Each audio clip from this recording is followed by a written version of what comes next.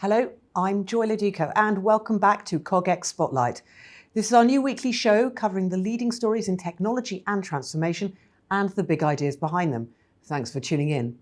Now, over half the global population now lives in cities, but the great move to urbanisation is happening at the same time as the growing pressure on the environment, and the pandemic has created even greater challenges for closely packed communities.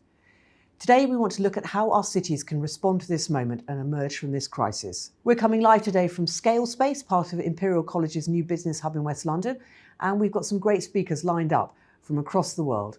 They include Parag, Khanna, a global strategy advisor and best-selling author, who's going to look at the rise of Asia and how technology is transforming our cities. Also joining us is Skylar Tibbits, a design and computer scientist and founder of the Self-Assembly Lab, who will be considering our physical environment and how materials we use can shift our reality. A reminder to tweet your questions to @cognition_x with the hashtag #CogX, and to connect with each other using our networking function on the CogX platform. First up today is Amanda Levete. She's an award-winning architect and head of her own firm, ALA. She's known in London for her work on the new V&A Extended Courtyard and in Lisbon for the Museum of Art, Architecture and Technology. And she's going to be talking to us about how to make dreams become a reality. The chair is Caroline Daniel of the Brunswick Group. Hello, everyone, and thanks very much indeed, Joy, for the introduction. So I'm Caroline Daniel. I'm a partner at Brunswick, and I'm the former editor of the Weekend Financial Times. And I'm delighted to be here today to introduce Amanda Levete, an outstanding architect who's founder of ALA, an international award-winning design and architecture studio, a leading light of architecture, a winner of the Reba Sterling Prize, designed the amazing V&A new courtyard on Exhibition Road, and also designed the MAT Museum in Lisbon, which attracted more than 80,000 visitors on the opening day, which represented apparently 14% of the city population. So a pretty impressive launch moment to regenerate the area. She also designed the Lord's Media Centre for those of you who are cricket watchers or would like to be cricket watchers. And we're here to talk about innovation and the future of design and why architects still need to dream. So with that, I'd like to bring in Amanda.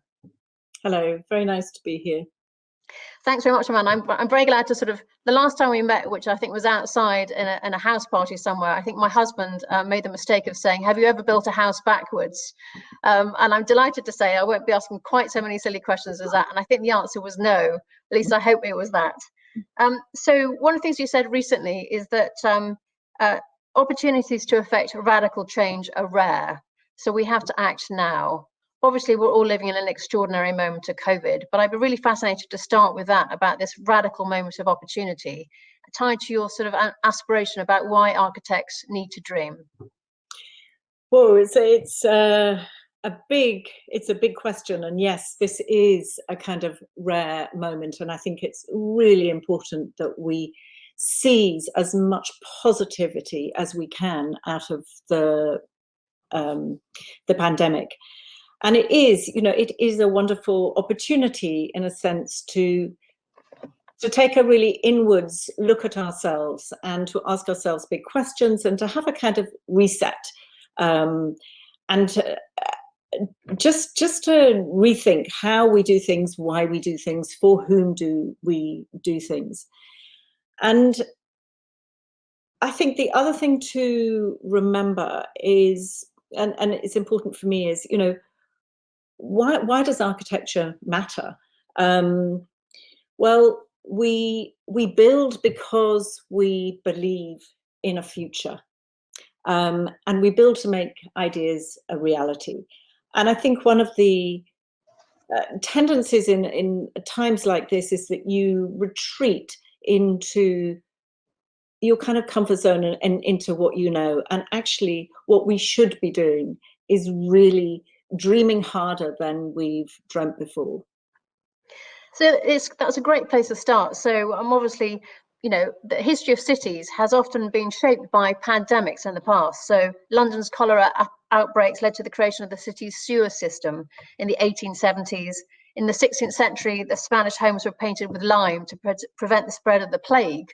In terms of that great moment in time, about what real changes do you think will shape our cities from this pandemic, where would you sort of begin to start? And I know you've talked a bit about this, about quite radical change across sort of the role of offices, how we see our homes, what kind of housing we're going to need. So there's a lot to talk about. So where would you start that in terms of some of the transformational change which might be possible now? I mean, I think there are three areas of transformational change, and that is how we live, how we work, and our relationship with nature in cities. And they're kind of all interlinked.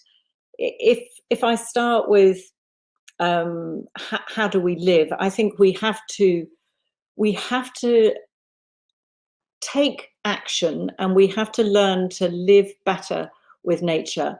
And that means, you know, not just at a kind of personal responsibility level, but everybody has to take responsibility. That's something that I feel very strongly has come out of this moment of crisis, is that we all realize how interconnected we are and how each of us has a role to play, however small that role may be. So it's not just our leaders, it's not just the politician, it's every single one of us.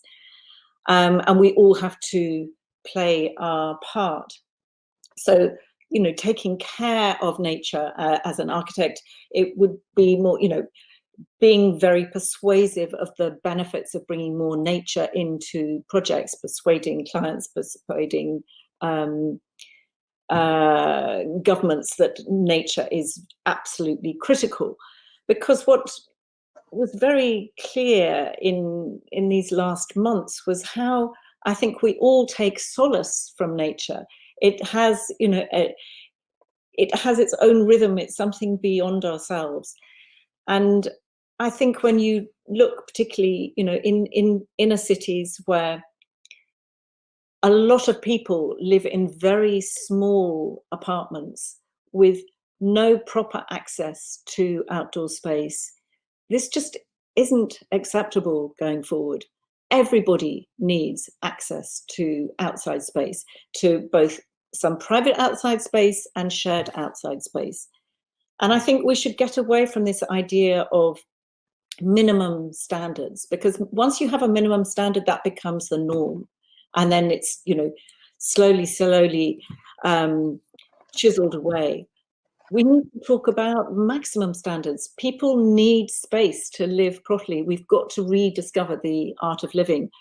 You know, we need each other. We're social beings. It's what distinguishes us as a species. We need to be together. If I can just jump in on that keyword which just struck me, with creative collaboration. I've read that you started to train as an architect partly because the way you worked as a person was that you're a collaborative, you love collaborations. And when you like to sort of bring in your team and you have a particular way of working, rather than being an artist who might want to sort of be solitary and work on their own. As creative collaboration, and just a sort of quick one on this crisis at the moment, how have you adapted?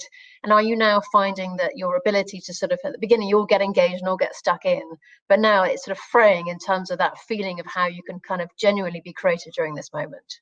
Yeah, I mean, I think we've not stopped being creative, but I think it's become, you know, when everything is done remotely, when distance separates us, we are more constrained in the way we communicate. So yes, we can communicate effectively over Zoom and be quite efficient about doing that, but it kind of has a time limit, and conversations they don't just kind of go off into the directions that they might do if you were sitting together on a sofa or sitting around a table together. It just doesn't happen in the same way. But I think what it has shown us is that, you know, when if we're lucky enough to be able to work at home, there's something quite nice about being able to have control over the rhythm of your day, but not 5 days a week. I think we will go towards a new pattern of working, which is maybe 3 or 4 days working together in an office, in a studio, and 1 or 2 days working at home. I think that's an interesting model. Well, I know I have absolutely no control over my own cookie jar working at home. So I think that's one good reason for being back in the office. In terms of sort of, obviously there's a big narrative amongst policymakers and particularly the economic side about the idea of rebuilding back better. I'd be interested in how far you are genuinely, are architects being included by government? Are they reaching out to you to sort of include some of your thinking about what does rebuilding back better really mean? Because some of the things you're talking about on the policy side are very ambitious at a time when obviously the government is just going to be focused on, you know, bringing back jobs rather than really rethinking issues of density or housing. Well, I think you've touched on a very critical point, and no, policy leaders don't come to me and invite me to participate, but I kind of feel, well, that's, you know, that's in a way that's my problem. I think that as architects, we need to be more entrepreneurial. We need to make sure that we have a place at the table to discuss these things. You know, I'm super open to being invited in a kind of cross-disciplinary forum to talk about the big issues, to ask ourselves the big questions. But I don't think that government is, you know, they're not out there kind of, they have their way of doing things and, you know, building back better. As you say, what does it mean? I don't know what it means. I would know what it meant if I was doing it, but I don't exactly know what they mean. So moving on a little bit from the sort of current policy debate to some of the other kind of long-term thinking that you're also being entrepreneurial about. Obviously, I read recently about some of your amazing innovations around material design, and in particular, the wonderful new transparent wood, which sounds just completely intriguing in terms of it's not going to happen in the next few weeks, but if you could just sort of unpack why you as an architect are sort of almost going back to basics in different ways and thinking about your own way of rebuilding better in your own, you know, as an architect. But it's a fascinating project, and it's a piece of research that actually we started pre-COVID. But what we're doing is extracting the lignin from wood, which is the kind of, you know, the brown material that makes wood brown, and then manipulating the cellulose structure and infusing it with bioresins. And by doing that, we can make a material that is stronger than steel, that is a better insulator than glass, but that lets the light in. And you know, this is really research that's kind of rooted in technology, in nature, in search of materials that are renewable and that maybe one day could challenge the supremacy of steel and glass. So it's a, you know, and we're. And how far away do you think you are to bring that into your next building? At the beginning, and what we're trying to get at the moment is take the research, and there are a number of people looking at this around the world, but what we want to do is to take the research out of the lab and to create a building block. So our quest at the moment is to create a beautiful brick-sized piece of transparent wood, as we've called it, that could be the building block of the future. So we're talking really at a small scale, and I guess we are through that process. We're 75%, 80% of the way. So that's fantastic. So in terms of what's really interesting is that was a really interesting collaboration between sort of obviously science and architecture. Are you seeing more of these kind of multidisciplinary collaborations emerging? And another one you've got with a very interesting kind of lab in Canada around a new sort of nuclear fusion facility for around clean energy. And it seems like the things which are most inspiring at the moment are those new collaborations between tech, engineering, different disciplines being in the same room, being creative together. I wonder if you could just sort of explain your experience of that again on the other project. Yeah, I mean, I think, you know, the cross-disciplinary collaboration is where the future is, both in the world of science, but also in the world of arts. And I think there's a very, there's a wonderful kind of reciprocity and exchange, and we come at things from very different angles. But, as architects, we're both dreamers, but we're also pragmatists. In the case of the prototype fusion facility that we've been commissioned by General Fusion, a Canadian company, to design a building that will house the first magnetized fusion facility in the world.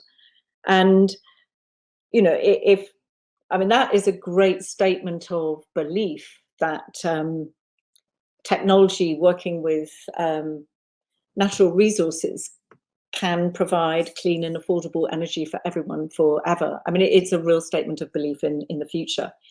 And,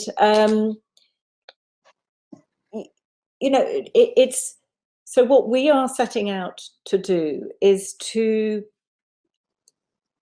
use architecture in this building to make fusion palpable, both from outside the building and from inside the building, and express a new relationship between nature and technology.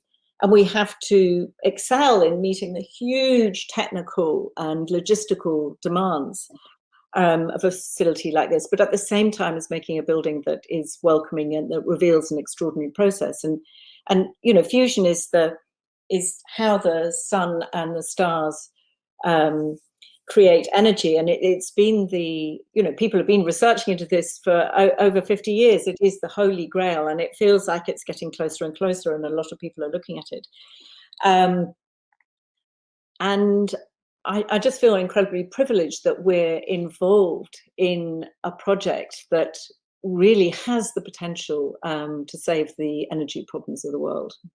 But having been an architect for a long time with a sort of a great career, I'd be interested in terms of all the new materials you now have available, compare with when you started out in architecture. What does it compare like now with the opportunities of invisible wood, completely different design builds, far more interested in material science, far more interested in the sustainability of buildings? I wonder if you can just give a quick snapshot of what's exciting about sort of rethinking, literally rethinking the building blocks of architecture. Well, I think on the one hand, you've got a complete re-examination of how we can use renewable materials like wood better and more efficiently. And there are some very research into very kind of low-tech materials, straw and mud, and so there's, on the one hand, there's that. And on the other hand, there is the potential of composites. And I suppose composites is the area of greatest change in my career. The one thing you have to remember is change within the construction industry is really slow. You have to go through incredibly rigorous testing and processes in order to legitimize a new material. So it's not like there are new materials popping up all of the time. It's a very slow process. But what the advances that there have been in composites are huge. And composites is when you, rather like the transparent wood, merging different materials, but taking two materials to make another material. And the advantage composites have over steel, for example, or concrete, is that you can shape it, and wherever you need extra strength, you put that extra strength, you add a layer, you add a mesh, you add some Kevlar, you add some carbon. So it allows huge architectural freedom. So that that is a very interesting area. But I think it's not just that. I think we also have to look at the other extreme, which is the kind of low tech, and a re-examination of that, and can we can we make that relevant? Can we make it relevant, particularly in cities? But thank you very much. I think we learned a lot about fusion, collaboration, why Boris should give you a call and involve more architects in building back better. And living in an oak forest at the moment, I'm very excited about the prospect of invisible wood. So with that, Amanda, thank you very much indeed. And back to Joy in the studio. And thank you, Caroline and Amanda. That was a fascinating discussion, particularly on transparent wood. We're now going to be joined by Chris Choa. He's the Executive Director of Outcomist, which is an urban planning strategy firm based in London. Although I gather you're actually in Dubai at the moment, aren't you, Chris? I am in Dubai for the strangest reasons. I came here for a workshop, and then one person got COVID, so we're doing Zoom calls all together in adjacent rooms.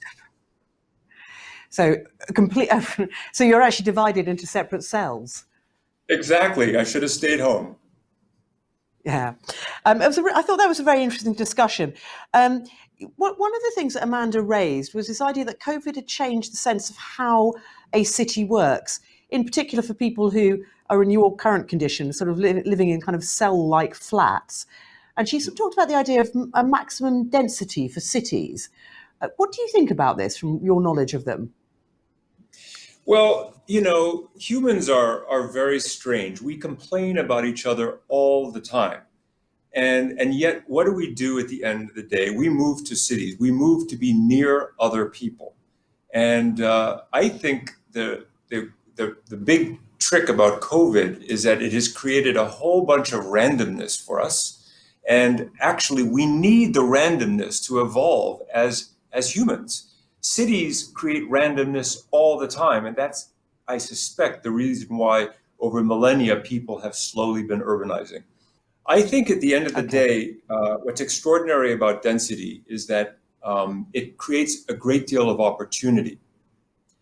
People give up their freedoms in exchange for opportunity. They give up their freedoms in exchange for a piece of the franchise.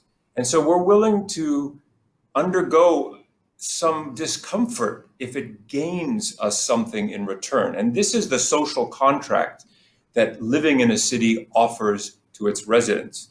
And at the end of the day, I don't think people are attracted to trees. I don't think they're attracted to green space. They're attracted to other people. This is what makes us work as a society, and this is our social contract with each other. Now, Amanda didn't sort of talk directly about smart cities, but she began sort of talking about smart materials and also what one could sort of call old-fashioned materials like straw. And it felt like an analogy of the direction we think we want cities to go in, but in fact, maybe we don't. What do you think about this kind of drive towards smart cities? Is that ultimately going to be the place we want to live? Well, again, we have to ask ourselves, what is the outcome? What is the purpose? Is our purpose to create smart cities? Or is a smart city there to reduce a friction that exists in our life that is reduced by some application of a technology or a planning method or some arrangement? The goal at the end of the day is to ultimately reduce the frictions we have between each other. So I suspect smart cities have a future if they manage to identify, address, and reduce these frictions, but it is not an end in itself. We don't live for the purposes of smart city. Chris, thank you ever so much for speaking to me. And right, coming up, we know that out-of-the-box thinking is fundamental to being creative in ways that can inspire change. For our next session, we're going to ask, how can we challenge our assumptions about what physical materials mean and can do? And how do we then interact with them? We've just had a very interesting conversation with Amanda on the subject of transparent wood and other materials. And we're now going to welcome the MIT polymath, Skylar Tibbits, who's been working on some exciting concepts that verge on science fiction. To talk to him today about his work is Anushka Sharma of Naut. Hello, good morning, good afternoon, or indeed good evening, wherever you might be tuning in from the world. My name is Anushka and I'm the founder of Naut, and I am so delighted to bring this awesome fireside chat to you this afternoon.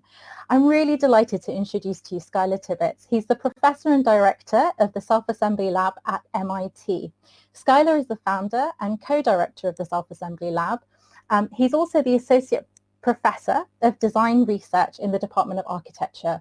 His work and team focus on self-assembly and programmable material technologies for novel manufacturing, products, and construction processes. His work on self-assembly has demonstrated the scalability of this natural construction phenomenon with synthetic design and fabrication systems. Imagine a future where cities produce what they consume, global supply chains transform into in situ resource utilization, and with the AI revolution, can we merge materials and machine? If so, well, let's find out more and let's introduce Skylar. Welcome. How are you? Good morning. Thanks so much. Good to be here. Thanks for having me. No, it's great to have you here. Why don't you tell us a little bit about what you're up to currently at the moment, and particularly under this sort of global pandemic time frame that we all find ourselves in. I'm sure it's been a very extraordinary year is what I kind of frame it as. Yeah, I mean, it's definitely been interesting for us, similar to everyone else around the world.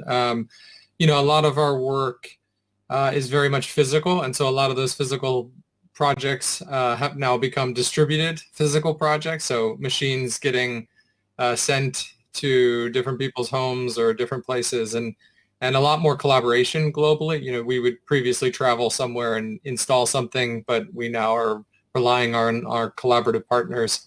But we have a lot of different projects going on, everything from kind of future of toys to aviation components to textiles and fashion, to a project in the Maldives looking at sandbars. So, you know, it's a wide range of materials, fabrication processes, construction systems. I guess like the burning initial question is like, what inspires you to like, you know, bring this together? And of course you've adapted with, you mentioned distributed like teams globally and collaboration. That's really at the heart of a lot of innovation. But what inspires you to get up every day and come up with these ideas that you bring to the world? I mean, there's been many things over the years. Originally, I have a background in architecture. And so a lot of the work originally was critiquing our methods of fabricating or building. And, you know, at MIT, I was really invested in lots of other fields like computer science and material science and robotics. And so the insights that I saw in those other worlds allowed me to rethink how we build in the construction sector. And so it was really challenging. Like, we have these very efficient and kind of automated methods to computationally design things, computationally analyze things, computationally fabricate things, and then we have man-made human assembly. And in the best case, we might have like automated robotic assembly.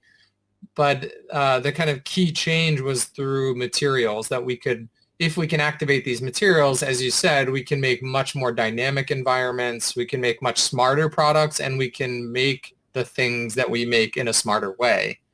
And so it really like was materials that inspired a lot of this work, trying to activate them in new ways and create a material collaboration. Like, often we think about human collaboration or robotic collaboration, and we're interested in a material collaboration. Do you think that historically we've solved problems the wrong way? Are we making things more difficult for ourselves and not necessarily considering our planet? Are we being, I don't know, I mean, you're nodding, so there must be something there. Yeah. Like, have we been just doing everything wrong? Is there a different way of thinking about it? I don't know about wrong, but you know, I often think that if there's enough money to throw at a project, you can solve whatever it is. You usually just throw tons of money and motors at it and you solve it, but it becomes a brute force solution. And what you'll see is there'll be like some super clunky, crazy, expensive, complicated solution. And then over time, it often gets more and more and more elegant. And if you look at the sort of history of manufacturing, we went from like craft and trade, where people had intimate knowledge of materials. Think of like blacksmiths, or think of like people making textiles, or think of woodwork. They would use the material properties to make smarter and better things.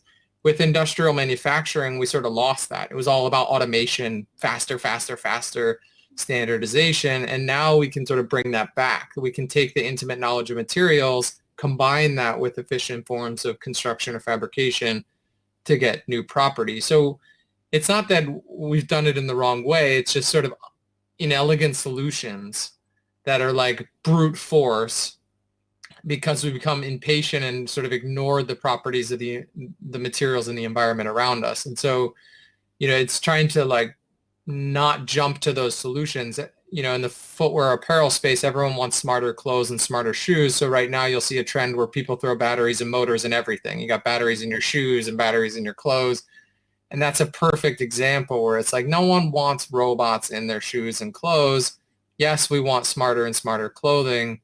Can we skip over that intermediate step and find a way to do it through material properties? I really love that because when you talk about even like going into the topic of like the reversible construction methods that you talk about, and one of your colleagues at MIT spoke about recycling in nature is a redundancy. And then you've got this amazing reversible construction method. And I was reading that sand is one of, like, after water, the second most abundant source in nature as a construction material, but it's becoming scarcer and scarcer.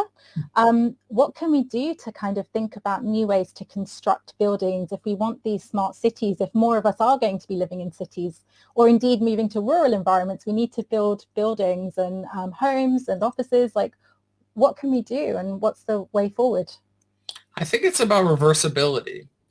We can look at the critique of single-use plastics as one terrible example of when we're not looking at it like that. But often construction, like look at concrete, that's a one-way process. And the only way to get rid of it is to destroy it, and you can't rebuild it. Even masonry construction like bricks, it's not the easiest to be able to disassemble. So if we think from the get-go about reversibility, then everything can be built up, broken back down, and built up again. If you think about something as simple as Lego, there's really no waste in Lego. And, that's sort of the crux of the problem when you've got Legos lasting forever and you're stepping on them and your kids are using them for decades or giving it to new generations. But that's also one of the beauties of the system, is that something can be built up, taken down, built up again, taken down, built up again. And it's not about going all the way to the molecular level, perhaps, but I think far too often we look at the solution for sustainability as like some holy grail material, but you can look at it from a more macro perspective, that everything we build should be able to be unbuilt, and that we could literally reverse things and reconfigure, reuse, adapt. And, that's a slightly different perspective, but just changing that mentality gives you a whole new perspective on how we can build for a more adaptable and long-term solution. Can you, as you were talking, I was thinking about some of the materials and mediums you use, wood being one. Can you talk about how some of the materials like wood and metal react to certain outside forces? You sort of touched on that a bit more, and what the applications could be, maybe in a smart city or in the sort of smart building environment. Yeah, and it's funny because a lot of people think of our lab as a material science lab, but realistically, as you said, we don't invent any new materials. I mean, we're working with sand and wood and metal, and foam and rubber. We're working with everyday materials that are abundantly available, that we've, as humans used for decades, if not centuries or longer.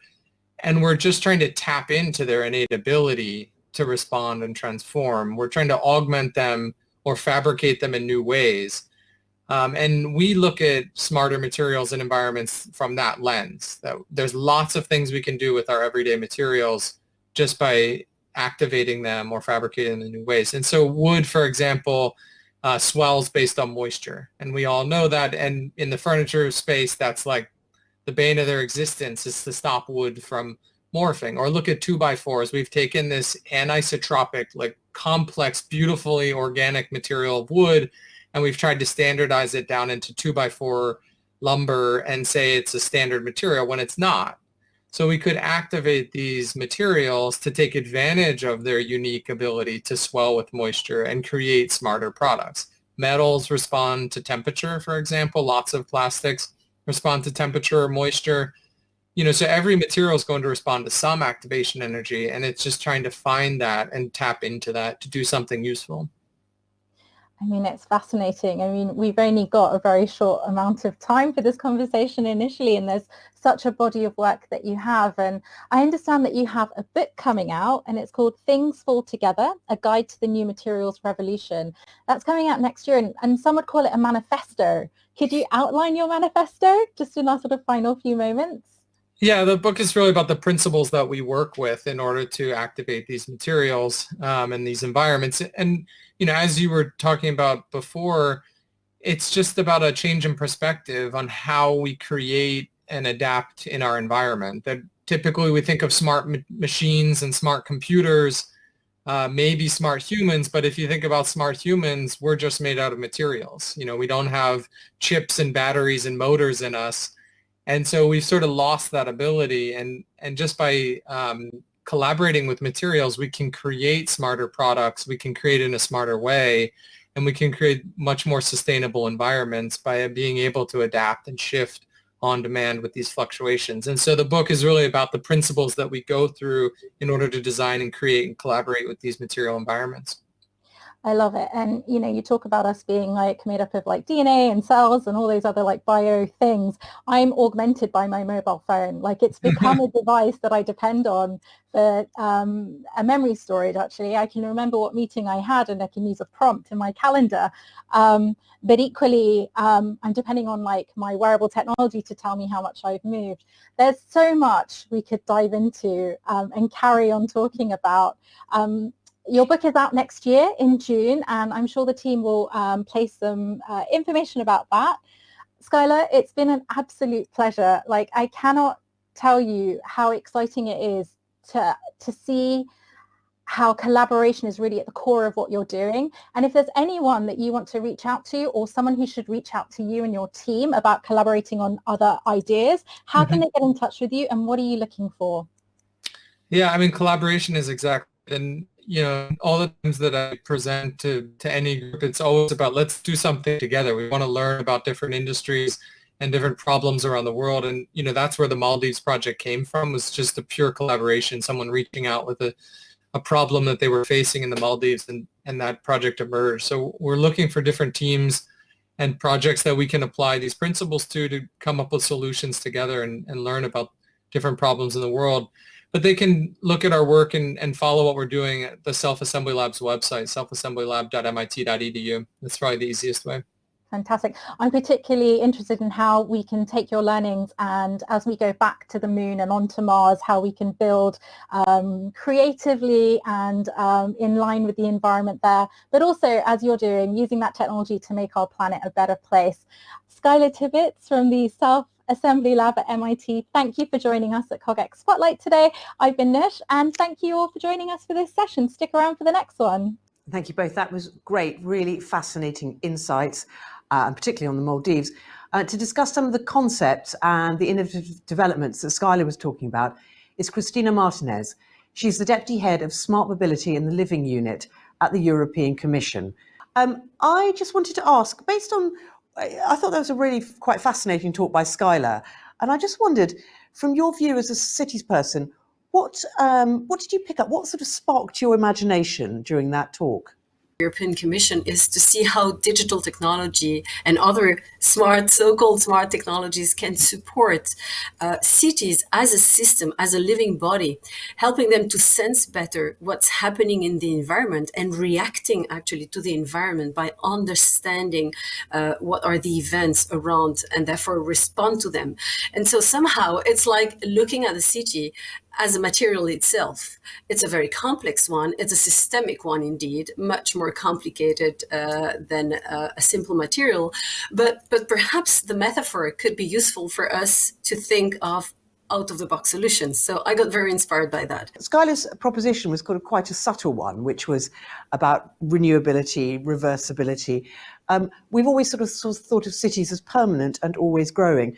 But one of the challenges you are facing in your department is how to make essentially living environments for 20, 30, 40, 50 years' time as the excesses of the last 100 years, particularly in carbon release patterns, how we correct that.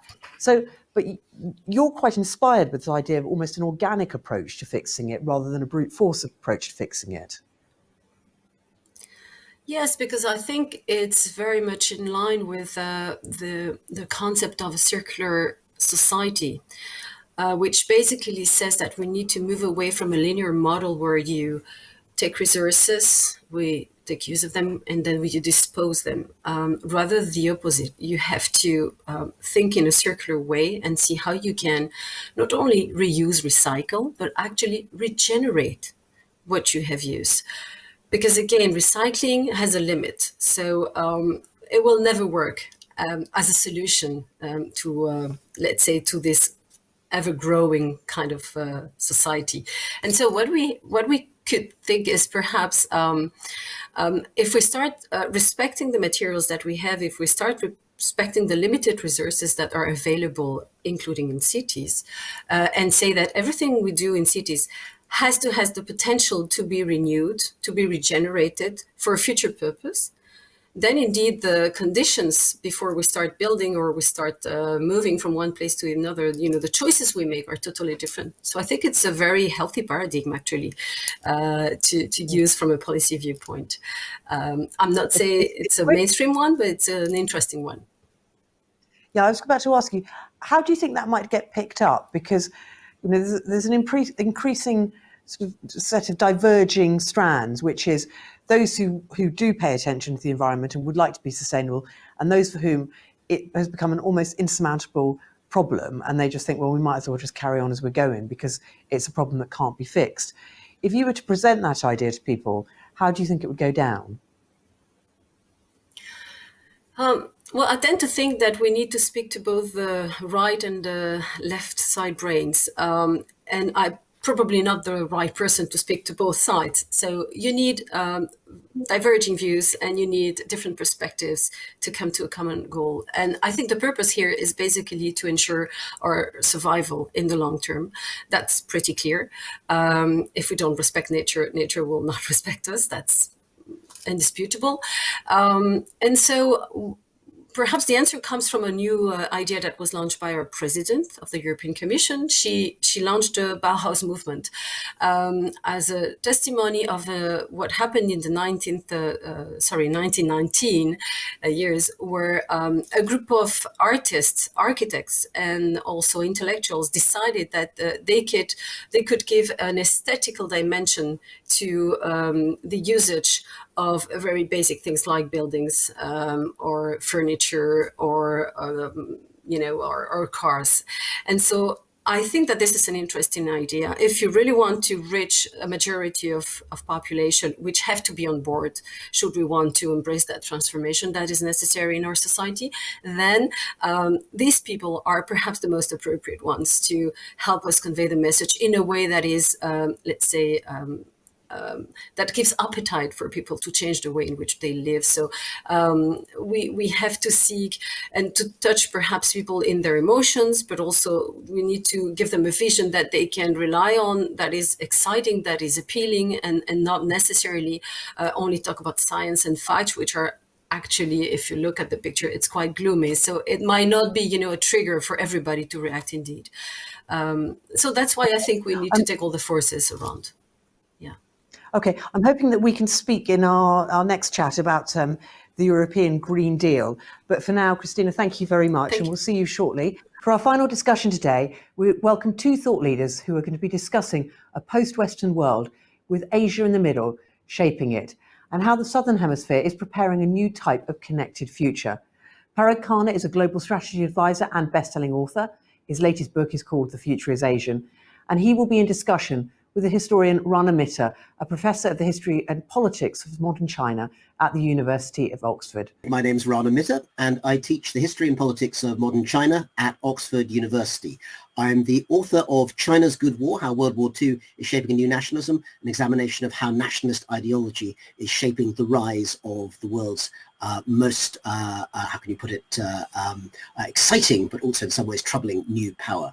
But I'm here today to talk to Parag Khanna, one of the most interesting and innovative geopolitical thinkers that we have working in the world today. He's speaking to me from his base in Singapore, where he's been rather unusually confined for the last few months, because normally he's very much a global traveler. But he has had time to get out a new book recently, The Future is Asian, which is a volume that looks at the changing economic and social patterns around the world. And he's also been thinking a great deal about the question of smart cities, which of course is very much the topic that we're going to be following today. So between us, we'll take about 20 minutes or so just to chat through some of the issues on which Parag is very expert. Parag, welcome, and I think you're going to appear before us right now. Hello, Rana. So good to see you again. Very good to see you too, and I'm glad that the long distance between Oxford and Singapore in our two cases has not divided us. So much to cover, and obviously a very limited time, but I know that cities and the way they've changed is something that you've been thinking about in different modes for a very long time. Could I ask my first question and indulge myself actually as a historian by asking the following?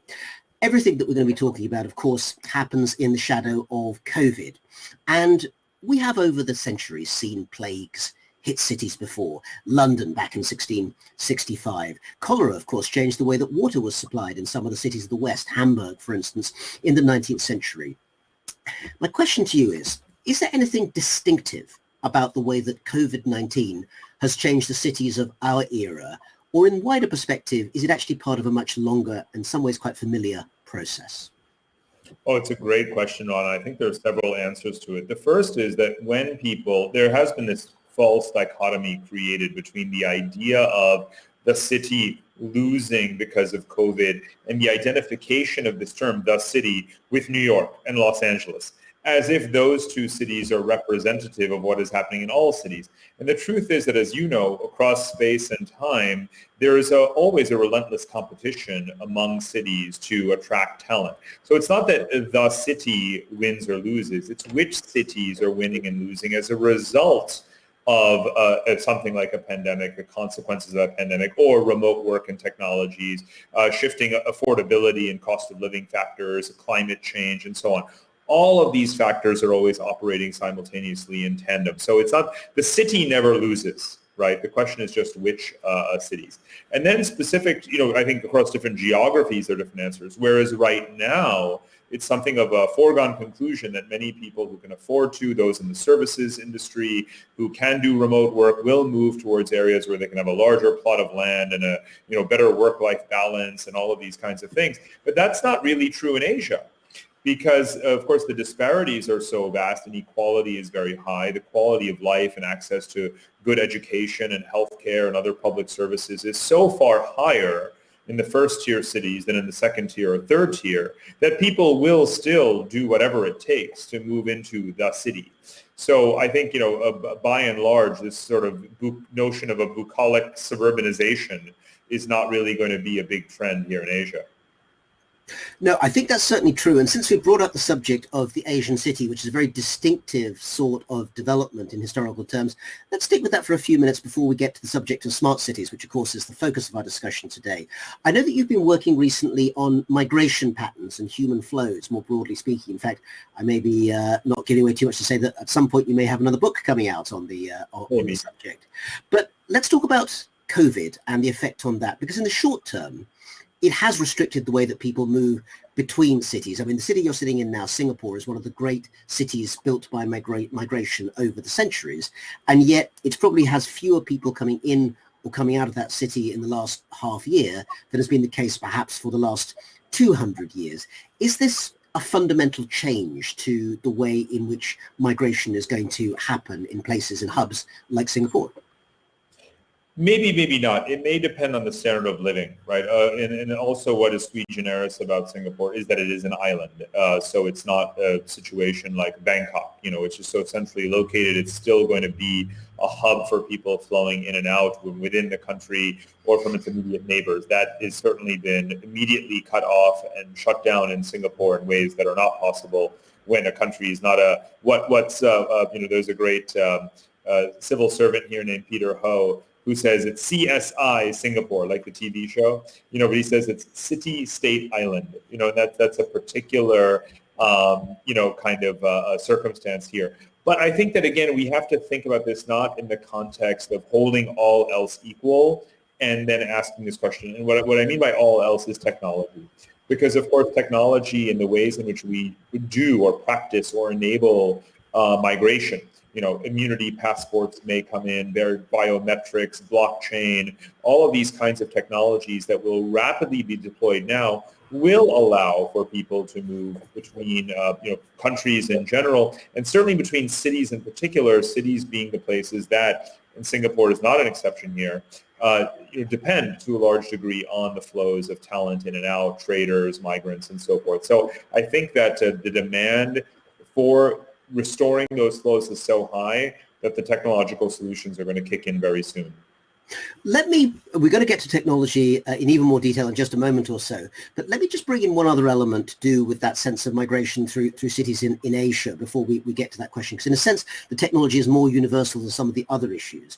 The issue I'm thinking here actually is what you might call the kind of ecology in which people exist with each other. Now, Singapore is distinctive in some ways, not just for being an island, but of course, it is an English-speaking city, and that, of course, gives it huge amounts of international cogency. Now, one of the peculiarities of the rise of China, and I think we can't talk about Asia without bringing China into the equation in some ways, is that we have a very large, essentially non-Anglophone society, which is taking a much bigger chunk of the world's attention when it comes to everything from global governance, which you, of course, also have written about in the past, to, of course, questions of technological innovation in places like Shenzhen, Hangzhou, and, of course, Haidian and regions of Beijing.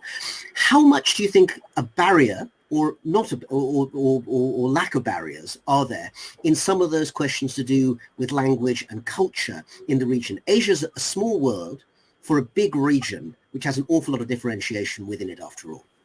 It has enormous diversity, and I think we can link this to the pandemic in the sense that, as with other regions, to the extent there is international mobility, it is very much regionally restricted. And I think one of the probably long-standing effects of COVID will be that, whereas in any case migration has been more regional than global, that will be ever more the case. And so the circulation of people within Asia, students, tourists, business travelers, is going to focus much more on this immediate region. So that applies obviously to Chinese who have returned to China, and in China's case now circulating much more domestically, which has been very good for their economic recovery.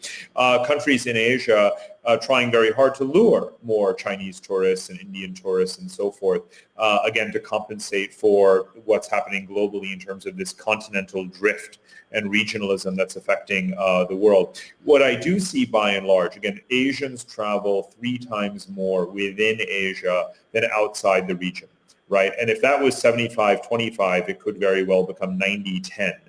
Let's say, in the years ahead. And that, of course, is going to benefit population-rich regions that use technology seamlessly to enable safe mobility across borders, that simultaneously have passed trade agreements like the Regional Comprehensive Economic Partnership that was signed just 2 weeks ago, and all of these other steps that Asians are doing to basically take advantage of each other's, or to take advantage of the demographic and skills complementarities that they have. So despite the incredible, dizzying diversity of Asia, you are seeing a significant uptick in mobility and migration. And I would attribute this to something, Rana, that I know you would appreciate. It's that Asian civilizations actually are so large as cultural, demographic zones that they don't really have that. Their jealousies of each other may be economic and geopolitical, but not cultural. So they do not have to fear cultural dilution per se,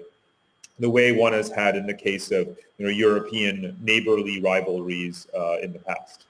Although one could look at it the other way and say that perhaps there would be more opportunity for cultural hybridity between them, because of course mixtures can also be very positive as well as negative in that. In fact, I'm glad you mentioned that, because the entire region of Southeast Asia, is nothing if not a hybrid of Chinese, Indian, Javanese, broadly various civilization strains that have come together over the centuries with, as you mentioned at the outset, a very important colonial layer.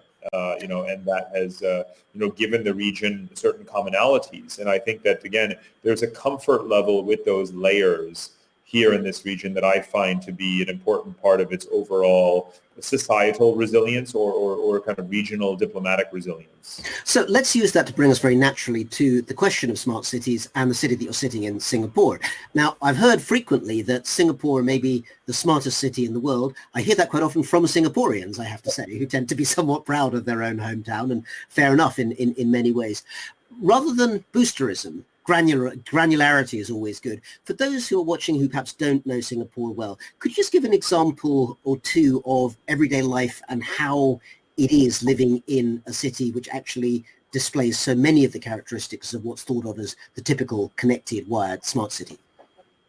I will say as a caveat, there are in specific areas, countries that are, more cashless, have, more in the realm of digital payments and this kind of thing. But in terms of the overall experience as an everyday resident of a country, it's hard to be in a smarter place than this, in the sense that it's not just about technology. I mean, one of the cardinal mistakes really when people are making these assessments is to focus overly on the kind of whiz-bang, of certain technologies. But the truth is that the availability of quality healthcare is an indicator of smartness, access to public information and data, the transparency with which the government rolled out the Trace Together contact tracing app during COVID, all of this around public communications, all of that, that's all part of smartness. How much, though, of what we see in Singapore, and for those who haven't visited, it's a fantastic place which I highly recommend going to, but how much of the phenomena you're talking about, great healthcare, socialized housing and so forth, is a product of one other undeniable fact about Singapore, which is that it's relatively wealthy? In other words, Asia, if we're sticking to that region, has many great cities, Bangkok, Manila, and other places which frankly have much, much greater diversity of riches and poverty. And it's much harder to imagine those as becoming smart cities in that sense anytime soon. So is wealth a prerequisite, or is it a product of the policies? Well, in fact, as you know, Rana, Singapore was very poor 60 years ago. So its wealth is not a prerequisite. Singapore's wealth is man-made, so to speak. It's not a sort of a factor endowment issue. The population has grown on the basis of immigration, but it really was smart government that created the conditions that have made this country wealthy, and other countries have sort of squandered it. Now, I think the difference is sort of initial conditions, if you will, because now as these larger, poorer countries seek to make their cities smart, let's take a Jakarta or a Manila or a Bangkok as the examples you just mentioned. It's very difficult to take that legacy infrastructure, the enormous with the population size and the density that they have right now, and suddenly start from scratch. You cannot start from scratch in cities like that. And so I think they'll face an uphill battle. And this is precisely why, actually, in the case of Jakarta, they have the Indonesian government has decided that it's going to move the entire capital and create a new city in the middle of the jungle in Borneo. And that will now be the capital of Indonesia, because they know that they cannot take a city with 25 million people. Quite frankly, no one knows what the actual population of Jakarta is, right? You will never turn that place, as it sinks, by the way, due to climate change, into a smart city. And which brings me, by the way, to a point about smartness. When it comes to Singapore, they have a $100 billion 50-year climate change plan. Right? You can see the construction of sea barriers and the elevation of roads and the things that they've done with water reservoir and water recycling and catchment and all of these kinds of things. Now, acceleration also of hydroponic and aquaponic food production. These are all infrastructural aspects of smartness where the government here has thought about this 10 years ago and acted on a 20 or 30-year plan.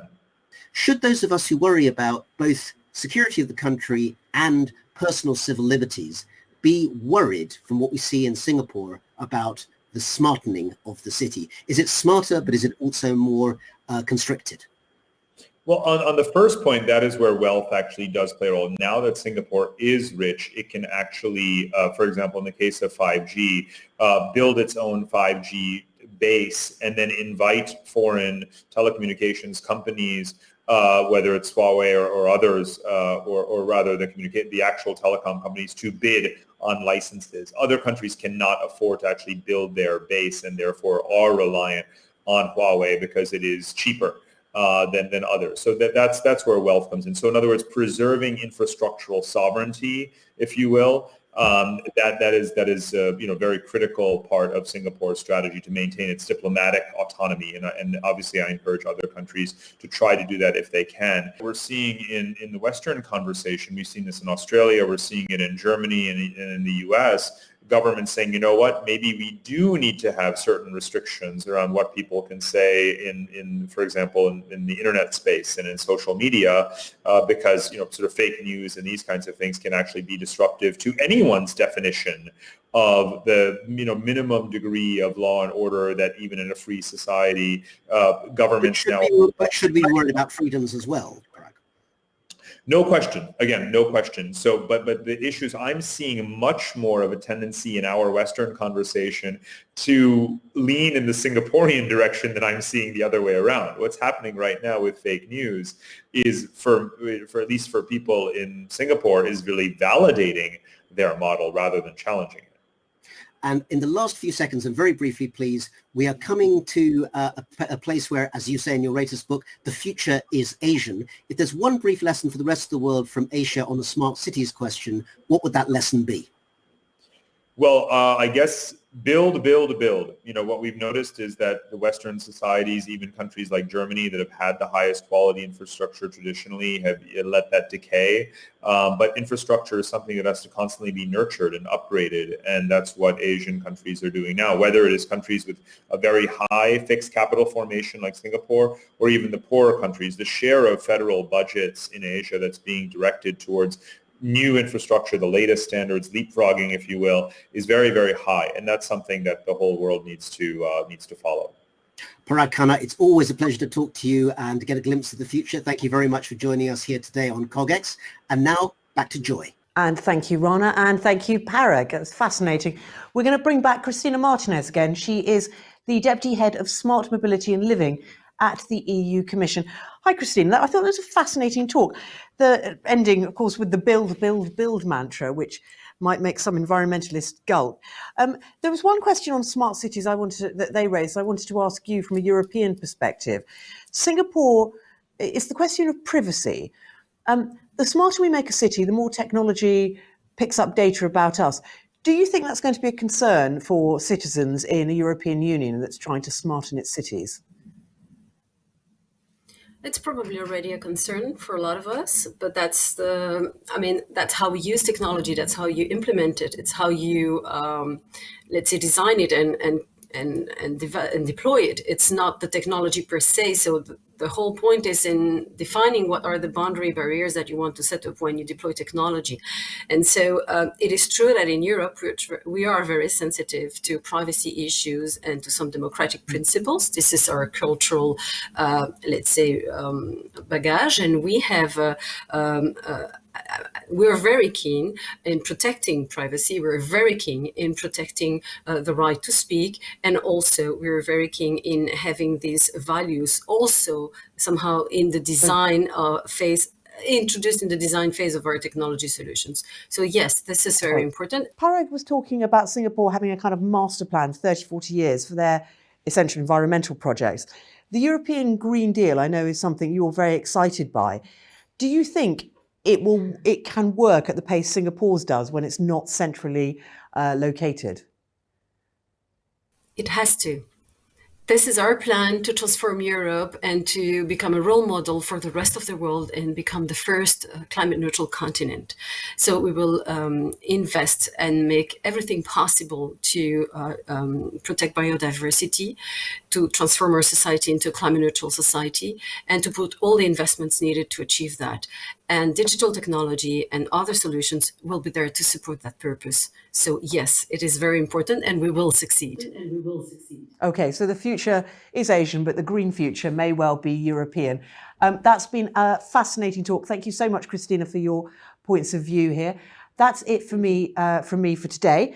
Do make sure that you tune in next week for our final CogX Spotlight of 2020. It's on December the 16th and it's going to be The Crystal Ball. And we're going to be sitting down with some of the world's industry soothsayers, New York Times columnist and Nobel laureate Paul Krugman, and also renowned business trend watcher and Professor Scott Galloway are among those to discuss what 2021 is going to look like. Don't miss it. And if you've missed any of our sessions today, all of our talks are available at cogx.co to catch up or watch again. So do check them out. Feel free to share them widely.